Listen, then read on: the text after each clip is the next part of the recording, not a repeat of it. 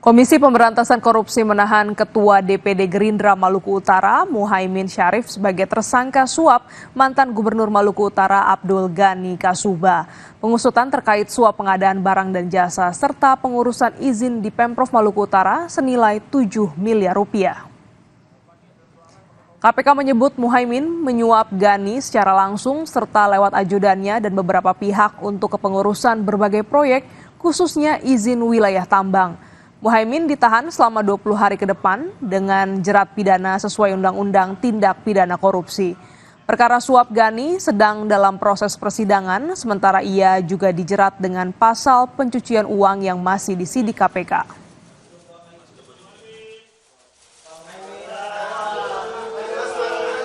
Hari Selasa, tanggal 16 Juli 2024, kemarin ya, malam, sekitar pukul 19.30 telah dilakukan penangkapan terhadap tersangka MS alias Ucu, di mana tersangka MS alias Ucu diduga telah melakukan tindak pidana korupsi, memberi atau menjanjikan sesuatu kepada AGK selaku Gubernur Maluku Utara periode 2019-2024 terkait dengan pengadaan barang dan jasa dan pengurusan perizinan di lingkungan pemerintah Provinsi Maluku Utara yang diduga dilakukan oleh tersangka MS alias Ucu.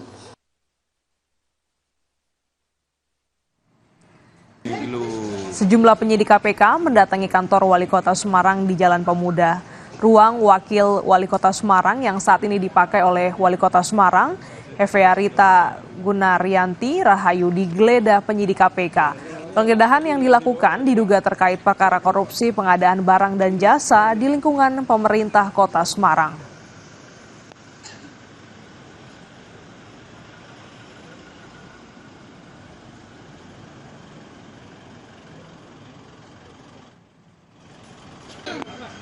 Lah kira aku ini kilo kurang begini lah. Juru bicara KPK, Tessa Mahardika, membenarkan penggeledahan yang dilakukan penyidik KPK di kantor Wali Kota Semarang.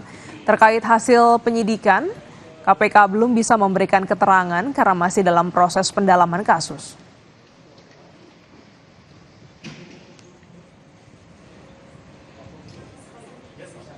Terkait pertanyaan teman-teman, apakah di daerah Semarang sedang ada kegiatan? Kami sampaikan betul bahwa sedang ada kegiatan penyidikan oleh teman-teman penyidik di daerah Semarang. Untuk apa kegiatannya, di mana kami belum bisa rilis, dan semoga pada saat kegiatan tersebut selesai dalam mungkin beberapa hari atau minggu ke depan, teman-teman akan diberikan update lagi.